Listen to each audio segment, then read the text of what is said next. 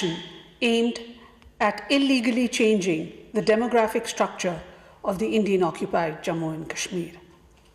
The so-called Jammu and Kashmir Reorganization Order 2020 is another illegal step by India to settle non-Kashmiris in Indian-occupied Jammu and Kashmir by changing the domicile laws. This is a clear violation of international law, including the 4th Geneva Convention. This Indian action, which is a continuation of India's illegal and unilateral steps since 5th August 2019, also constitutes a violation of the UN Security Council resolutions, bilateral agreements between India and Pakistan, and humanitarian norms. At this moment of a global health crisis, it is a particularly reprehensible act, as it seeks to take advantage of the international community's focus on the ongoing COVID-19 pandemic and further advance BJP's sinister Hindutva agenda. Pakistan also remains deeply concerned at the lack of medical supplies and assistance in Indian-occupied Jammu and Kashmir, where so far 170 cases of coronavirus have been reported, as well as the death of 5 people. Voices from within India, as well as around the world, continue to condemn the inhuman oppression of the people of Jammu and Kashmir. In a joint statement recently, 6 international human rights organizations underscored that measures to combat COVID-19 must respect human rights of every individual and urgently release all political prisoners, human rights defenders, and all those arrested in Indian-occupied Jammu and Kashmir after 5th August 2019. These organizations, in their joint statement, also reminded India of its obligation under international law to ensure the physical and mental health and well-being of the inmates. Pakistan also strongly rejects the officially inspired reports that appeared in a section of the Indian media seeking to link Pakistan with the terrorist attack on a Gurdwara in Kabul on 25th March 2020.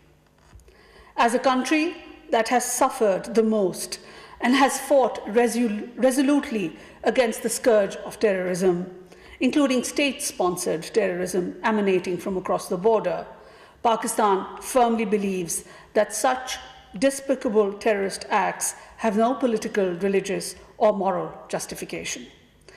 We are also very well aware of India's continuous smear campaign against us, but we are confident that these tactics will not succeed in misleading the international community. In recent days, as part of his continuous diplomatic outreach, Foreign Minister Shah Mahmood Qureshi exchanged views on the situation arising out of the COVID-19 pandemic and ways to address it with his counterparts from Indonesia, Malaysia, Singapore, Australia, as well as with the Secretary General of the Shanghai Cooperation Organization. In these conversations, the Foreign Minister also highlighted the Prime Minister's call for debt relief and restructuring to help developing countries create the fiscal space needed to combat the disease, save precious human lives, and shore up economies. In the wake of the COVID-19 pandemic, and as part of the national effort under the leadership of the Prime Minister and the direction of the Foreign Minister, the Ministry of Foreign Affairs and our missions abroad have established a robust and round-the-clock outreach initiative to provide our overseas communities with relief and assistance wherever required. Food rations are being supplied by our missions across the globe wherever our nationals are facing hardship due to the prevailing conditions. Following the establishment of the Prime Minister's COVID-19 Pandemic Relief Fund 2020, our missions abroad have been instructed to share the information widely with our diaspora communities, as well as reach out to donors, philanthropists, and suppliers in their areas of jurisdiction.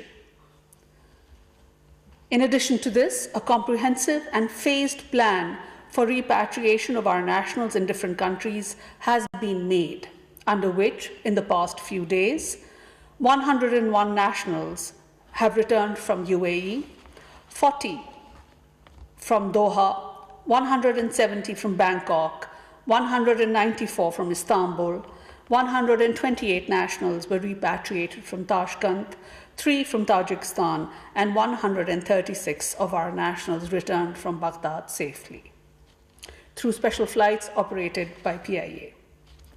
Plans for repatriation of our nationals from other destinations are also under active consideration.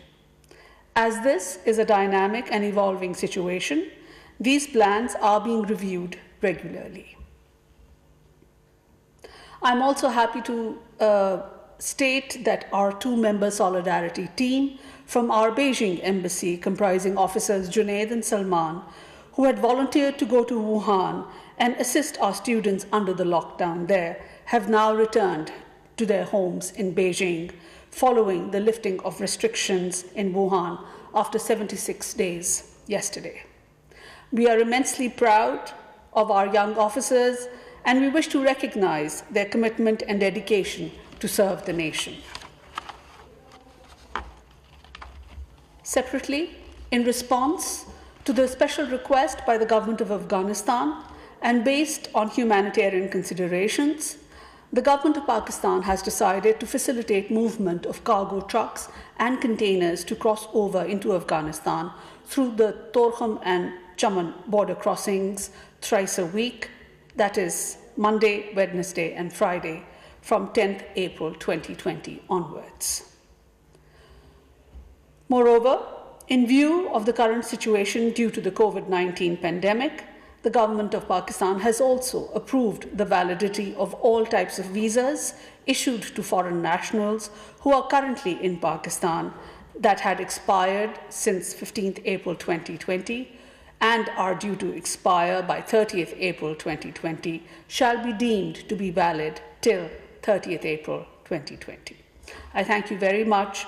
Responses to all media queries will be uploaded later today on our website. Pakistan समेत तमाम ममालिक corona virus के खिलाफ बरसरे पैकार हैं, जबकि भारत की जानिब से मकबूजा कश्मीर में इंसानी हुकूक की खिलाफ वर्जियाँ और पाबंदियाँ बदस्तूर जारी हैं। मकबूजा कश्मीर में आबादी का तनासब तब्दील करने की भारतीय कोशिशों पर तशवीश है और भारत की पाकिस्तान मुखालिफ सरगर्मियों से बखूबी आगाह हैं। भारतीय इक़दामात बैनुल-अक़वामी क़वानीन की खिलाफ वर्जी हैं और ऐसे हालात में भारत के ऐसे इक़दामात काबिल मज़म्मत हैं। ओवरसीज़ पाकिस्तानियों के लिए पाकिस्तान ने मुतअद्दिद इक़दामात किए हैं कि उनको